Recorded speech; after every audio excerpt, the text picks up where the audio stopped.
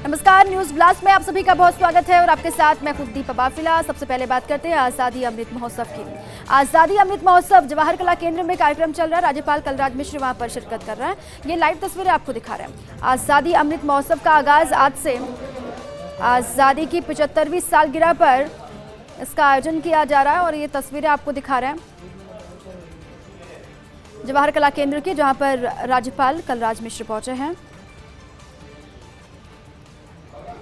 आज़ादी के 75वीं वर्षगांठ के मौके पर देश भर में अलग अलग कार्यक्रम भी एक तरीके से आयोजित किए जा रहे हैं। उसी फहरिस्त में जवाहर कला केंद्र की तस्वीरें भी आप तक हम पहुंचा रहे हैं, जहां राज्यपाल कलराज मिश्र खुद पहुंचे हुए हैं। एक तरफ देश के प्रधानमंत्री मोदी गुजरात के अहमदाबाद में हैं। साबरमती आश्रम में भी तमाम कार्यक्रम चल रहा है, वहाँ पर भी आज़ादी अमृत महोत्सव का आगाज़ किया जा रहा है। इसके अलावा ये जयपुर के जवाहर कला केंद्र की तस्वीर आपके सामने है, जहाँ राज्यपाल कलराज मिश्र जब वहां पहुंचे किस तरीके से उनका स्वागत अभिनंदन किया गया वो भी आपके सामने, और उसके बाद भीतर वो पहुंचे वो तस्वीरें भी हम आपको दिखा रहे हैं। ये बाहर उस वक्त की फुटेज है जब वो पहुंचे थे, उनका स्वागत वहां पर किया गया। 75वीं वर्षगांठ के उपलक्ष्य में देश भर में अलग अलग कार्यक्रम रिबन काटकर उन्होंने इसकी शुरुआत की। जवाहर कला केंद्र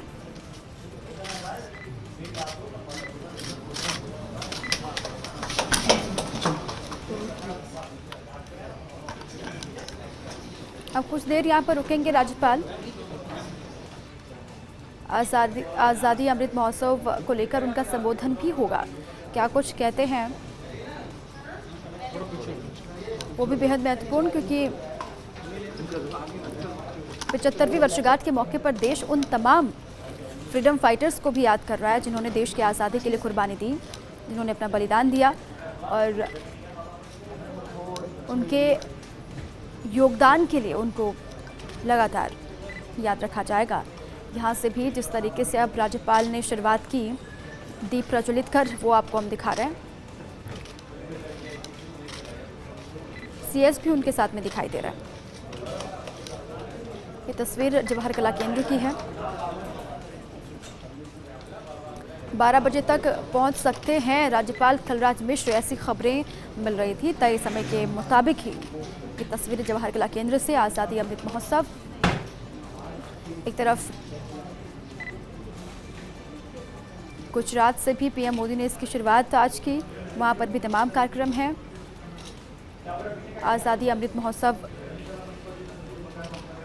कार्यक्रम का आगाज़ वहां पर, और ये जयपुर में भी इस कार्यक्रम का आगाज़ राज्यपाल कलराज मिश्र ने की दीप प्रज्वलित कर।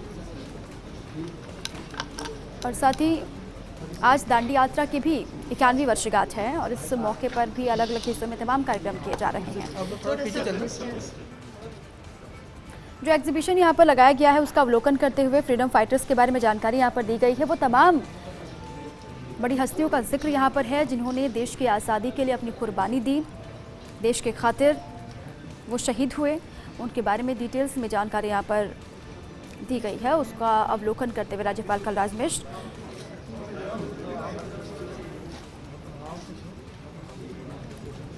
और साथ ही उनको जानकारी भी दी जा रही है। ये कब कब की तस्वीर है, जो घटनाक्रम दर्शाए जा रहे हैं उसके बारे में जानकारी वो ले भी रहे हैं। और इसी पर अधिक जानकारियों के साथ ऋतुराज मेरे से जुड़ चुके हैं। ऋतुराज, ये तस्वीरें हम दिखा रहे हैं दर्शकों को, आज़ादी अमृत महोत्सव का आगाज़ करने जा रहे हैं राज्यपाल कलराज मिश्र। क्या कुछ खास वहाँ पर जवाहर कला केंद्र में?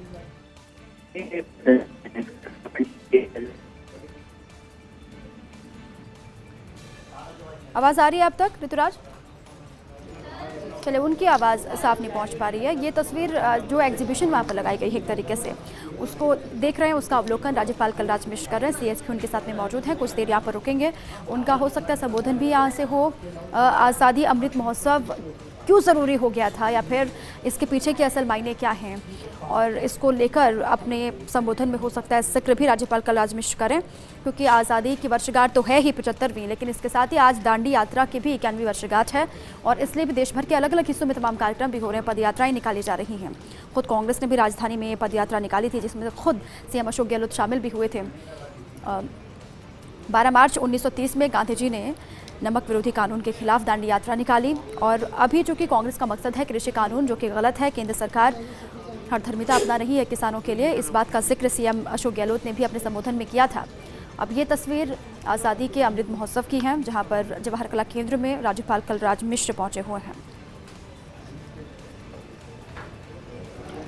हर एक घटना के बारे में दर्शाया भी गया है यहाँ पर कि तमाम कितनी घटनाएं हुई आज़ादी के लिए, कितनी कुर्बानियाँ दी गई, कहाँ पर कब कब कौन सा घटनाक्रम हुआ, उसके बारे में जानकारी यहाँ पर दी गई है। उसी का अवलोकन कर रहे हैं, उसी को एक बार देख भी रहे हैं। और मकसद ये है, इतिहास में जो किया गया, जितने भी आंदोलन हुए, जितने भी सत्याग्रह हुए, उनके बारे में आज के लोगों को, यूथ को जानने की बहुत ज़रूरत है।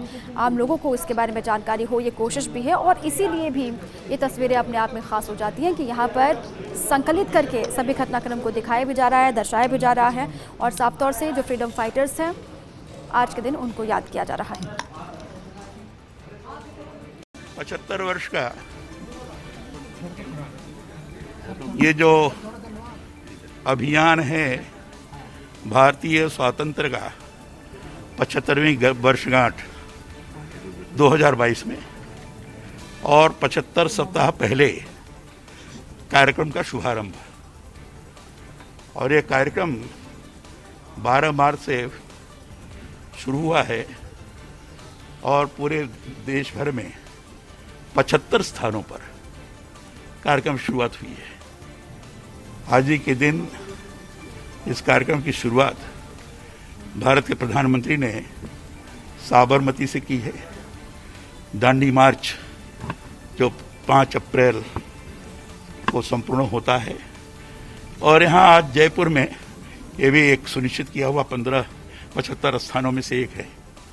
आज यहाँ शुरुआत हुई है और इसमें भारतीय स्वातंत्र संग्राम जब से प्रारंभ हुआ तब से लेकर और भारतीय स्वातंत्र तक प्राप्ति तक जो इतिहास है उसका समुचित तौर पर विवरण दिया हुआ है और इस ढंग से प्रतिष्ठित किया गया है जिससे स्वाभाविक रूप से चित्र को देखने के पश्चात ही लोग स्वयं प्रेरित हो सके कि देश के लिए लोगों ने अपनी किस ढंग से कुर्बानी की है, अपने जीवन की, अपने परिवार की, किसी की चिंता न करते हुए देश हमारा आजाद होगा, ब्रिटिश हुकूमत से मुक्त होंगे।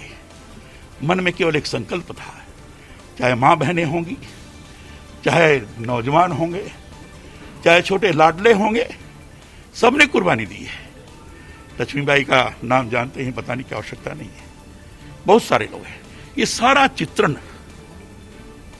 इस 75वीं वर्षगांठ के अंतर्गत इस 75 सप्ताह पहले जो प्रारंभ हुआ है, चित्र प्रदर्शनियों के माध्यम से ये दिखाया जाएगा।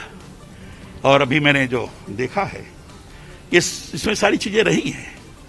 विशेष रूप से उन नेताओं का नाम, महात्मा जी, सरदार वल्लभ भाई पटेल, पंडित जवाहरलाल नेहरू, सुभाष चंद्र बोस, और भी सारे जो ये लाल बाल पाल, ये सारे लोग जिस ढंग से देश को आजाद करने के लिए जो भी पद्धति रही है, क्रांतिकारियों का अपना अलग रहा है, गांधी जी का अपना एक असहयोग आंदोलन का स्वरूप अलग रहा है। ये सारी पद्धतियां सुभाष चंद्र जी बोस ने इस विश्वास के साथ की सैन्य निर्माण करते हुए हम इसको भगाएंगे। ये सारी पद्धतियों के आधार पर देश को आजाद किया जाएगा, इस भावना से लोगों ने काम किया है। यह स्वरूप उजागर होगा। तो एक तो इस प्रकार की प्रदर्शनी लोगों को प्रेरित करने वाली प्रदर्शनी है, लोग इसको देखेंगे। और दूसरा, दांडी मार्च के माध्यम से स्वदेशी को हम कितना आगे बढ़ाएं, स्वदेशी को किस ढंग से हम जीवन के अंदर आत्मसात कर सकें। यहाँ कपास पैदा होती है, कपास को ब्रिटिशर्स भेजते थे अपने यहाँ, वहां से उनके मिल में तैयार होता था, उसको यहाँ लाते थे मंगेरे पर। गांधी जी अगर नहीं, यही चरखा काटेंगे। ये चरखा स्वदेशी का प्रतीक है। उस स्वदेशी को मान्यता देते हुए कुटीर उद्योग धंधों को कैसे विकसित किया जाए, इसको दर्शाने का प्रयास किया गया है। और निश्चित रूप से मैं कह सकता हूँ कि कम से कम भारत के स्वरूप के दर्शन कराने का जो प्रयास चल रहा है आम जनमानस के अंदर, नई पीढ़ियों के अंदर, ये बड़ा स्तुत्य है। और 75वीं वर्षगांठ जो मनाई जाएगी उस समय हमारे लोग इस जागरूकता के आधार पर अपने अंदर विशेष प्रकार की प्रेरणा का अनुभव कर सकेंगे, ऐसा मैं अनुभव करता हूँ। बहुत बहुत धन्यवाद।